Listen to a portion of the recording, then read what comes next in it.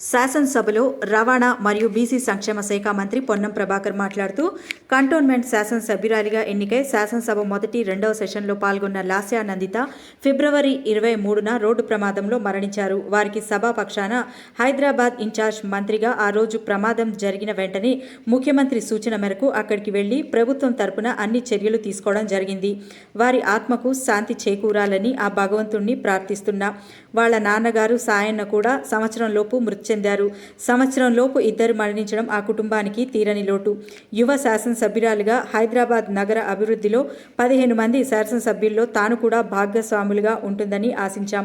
ముఖ్యమంత్రి చెప్పినట్టు విధి వెంటాడినట్టు ఆమె 2-3 ప్రమాదాల నుండి బయటపడి చివరికి రోడ్డు ప్రమాదంలో మృతి చెందారు. వారి మరణం మనందరికీ తీరని లోటు. వారి మృతికి తీవ్ర సంతాపాన్ని తెలుపుతూ వారి ఆత్మకు శాంతి చేకూరాలని ప్రార్థిస్తున్నా అని అన్నారు.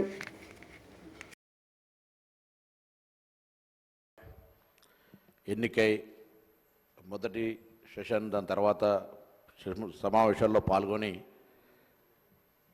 ఒక రోడ్డు ప్రమాదంలో 23 ఫిబ్రవరి 24 నాడు మరణించడం జరిగింది.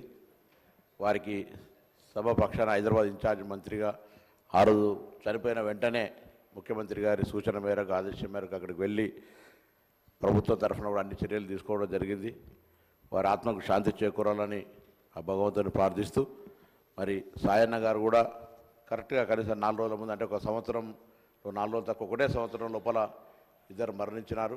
ఒక యువ శాసనసభ్యురాలుగా హైదరాబాద్ సంబంధించినటువంటి నగర అభివృద్ధిలో ఉన్నటువంటి ఒక 15 మంది శాసనసభ్యుల్లో తను కూడా ఒక పాత్ర వహించి ఈ హైదరాబాద్ సంబంధించిన అభివృద్ధికి ఒక భాగస్వామిగా ఈ యొక్క యువ శాసనసభ్యురాలుగా ఉంటుందని ఆశించాం. కానీ ఆకస్మికంగా జరిగిన ఇంతకుముందు గౌరవ ముఖ్యమంత్రి గారు చెప్పిన మిగతా గౌరవ సభ్యులు చెప్పినట్టుగా విధి వెంటాడినట్టుగా 2-3 ప్రమాదాల నుంచి బయటపడి చివరికి రోడ్డు ప్రమాదం లోపల మృతి చెందినటువంటి పరిస్థితి దృష్ట్యా మరి వారి మరణం మనందరికీ కూడా తీరలోటు. వారి కుటుంబ సభ్యులకైతే మరి సాయన్న గారు కానీ మిగతా ఇవన్నీ కుటుంబంలో జరిగిన పరిణామాల పట్ల తీవ్ర సంతాపాన్ని వ్యక్తం చేస్తూ వారి ఆత్మకు శాంతి చేకూరాలని ప్రార్థిస్తాను.